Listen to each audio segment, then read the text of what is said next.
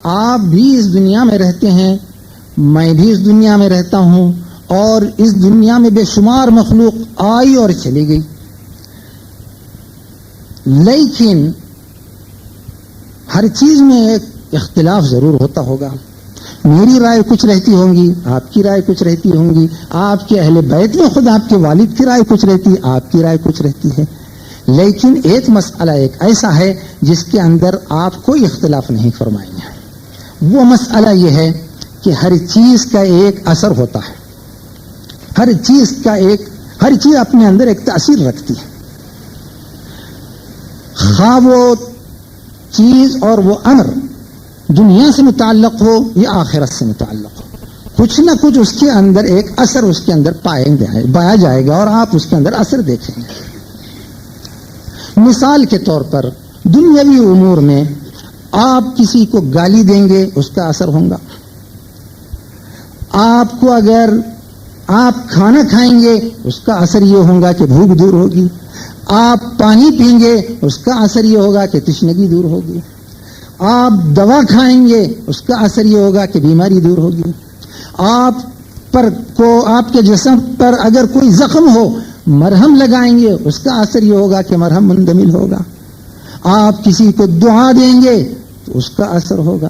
آپ کسی سے اخلاق حسنہ سے پیش آئیں گے، اس کا اثر ہوگا۔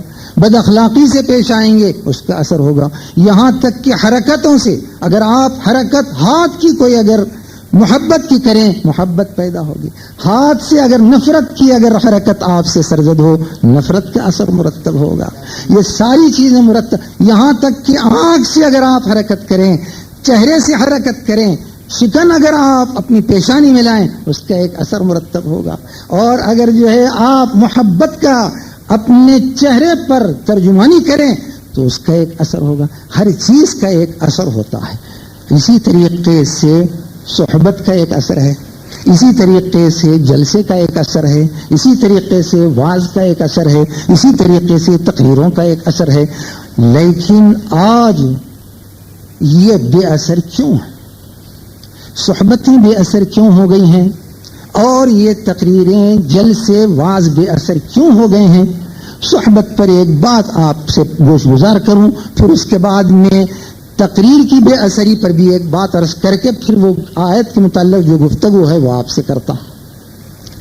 حضرت سیدنا داؤد علیہ الصلاۃ والسلام، حضرت سیدنا ایوب علیہ الصلاۃ والسلام بڑے خوشحال تھے، مال کی حیثیت سے ہو، اولاد کی حیثیت سے ہو، معاشرے کی حیثیت سے ہو، ہر حیثیت سے آپ اعلیٰ درجے کی خوشحالی آپ کو حاصل تھی۔ شیطان نے اس خوشحالی کے باوجود آپ اللہ کی اطاعت میں بال برابر بھی فرق آنے نہیں دیتے تھے۔ معمولی سا فرق اللہ سبحانہ و تعالیٰ کی اطاعت میں نہیں آتا تھا۔ تو فرشتوں میں ایک غلغلہ مچا ہوا تھا کہ ایوب علیہ الصلاۃ والسلام اللہ سبحانہ و تعالیٰ کی ایسی اطاعت کرتے ہیں، ہمارا جو دشمن ازلی ہے وہ اس کو سن لیا، سن کے اللہ سے گویا ہوا، مالک تیرا یہ بندہ جو تیری اطاعت کر رہا ہے، یہ اطاعت کس وجہ سے ہے؟ اس لیے کہ وہ بڑا خوشحال ہے، بڑا مالدار ہے، ہر حیثیت سے اسے خوشحالی ہے، اس لیے تمہاری اطاعت کر رہا ہے۔ اگر اس پر بدحالی طاری ہو جائے اور اس پر ایک آزمائش طاری ہو جائے اور اس کی خوشحالی سلب ہو جائے تو پھر آپ کی اطاعت یہ نہیں کرے گا۔ اللہ سبحانہ و تعالی فرماتا ہے کہ اے ابلیس لعین، میں تجھے قدرت دیتا ہوں، جا تجھے تو آزما لے۔ یہ آتا ہے، آنے کے بعد میں حضرت ایوب علیہ الصلاۃ والسلام کو کے جسد پر ایک قسم کا ضرر پہنچاتا ہے، جس کی وجہ سے حضرت ایوب علیہ الصلاۃ والسلام اب جسد کی بیماری میں مبتلا ہو جاتے ہیں۔ جو خوشحالی تھی وہ ساری خوشحالی تھوڑی تھوڑی کر کے رخصت ہو جاتی ہے۔ مال چلا گیا، اولاد چلے گئی، معاشرے میں جو مقام تھا وہ چلا گیا، یہاں تک کہ جسد اطہر آپ کا ایسا بیمار ہوا، ایسا زخمی ہوا، اتنے پھوڑے پھنسیاں اس کے اندر ہو گئیں کہ یہاں تک کہ اس میں کیڑے تک پیدا ہو گئے، آپ کے جسد اطہر پر کیڑے پیدا ہو گئے۔ لیکن اطاعت میں فرق نہیں آیا، اللہ سبحانہ و تعالیٰ کی فرما برداری میں سر منہ فرق نہیں آیا۔ اب شیطان آزما لیا، آزمانے کے بعد میں اللہ سبحانہ و تعالیٰ یہ جو آزمائش ایک دن دو دن کی نہیں تھی، عمروں آزمائش رہی آپ پر۔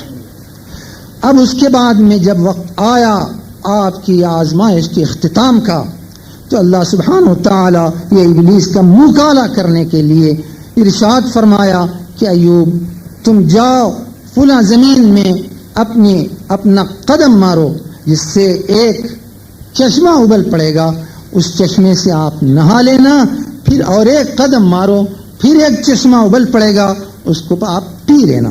جسد کی جتنی بیماریاں ہیں، ظاہری جتنے پھوڑے پھنسیاں ہیں، اور آپ کے جسد کو کیڑوں نے جو اپنا مسکن بنا رکھا ہے، وہ سارے کے دور ہو جائے گا۔ اس کے بعد میں جو پانی آپ پی لیں، اس کی وجہ سے اندرونی بیماریاں جو آپ کو ہوں، آپ کا معدہ خراب ہو، آپ کا قلب خراب ہو، آپ کا جگر خراب ہو، آپ کا دماغ خراب ہو، وہ ساری چیزیں دور ہو جائیں گی۔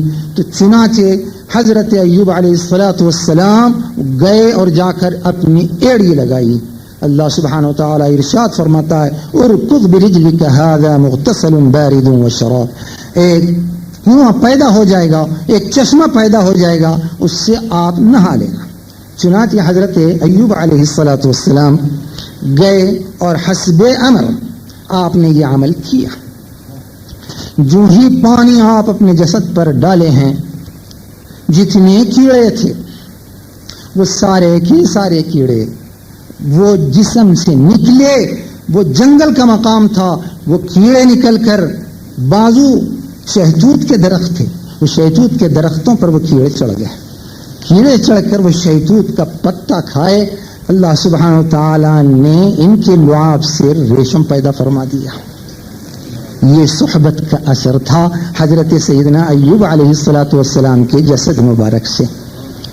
حضرت شیخ سعدی رحمۃ اللہ علیہ فرماتے ہیں قدیم زمانے میں حمامات ہوتے تھے، حماموں کے اندر مٹی ہوتی تھی، ایک خاص قسم کی چھنی ہوئی مٹی باری۔ وہ دور اتنا ترقی یافتہ نہیں تھا کہ میل کو صاف کرنے کے لیے صابن یا کوئی صفوف استعمال کیا جاتا ہو، مٹی سے میل کو صاف کرتے تھے، اور وہاں پر لوگ معمور تھے۔ حضرت شیخ سعدی وہ حمام میں گئے، اور وہاں جانے کے بعد میں وہاں جو معمور تھے لوگ، وہ مٹی سے جسد کو صاف کرتے، اس کے بعد میں پانی نہلاتے، جس سے طبیعت میں ایک نشاط پیدا ہوتا تھا۔ حضرت شیخ سعدی وہاں تشریف لے گئے۔ جانے کے بعد میں اس شخص کو جو اس بات پر مامور تھا کہا کہ لاؤ ذرا میرا محل، میرے جسد کا میل صاف کر دو۔ وہ مٹی لے آیا، جو مٹی لایا تو حضرت شیخ سعدی کو اس مٹی سے خوشبو آئی۔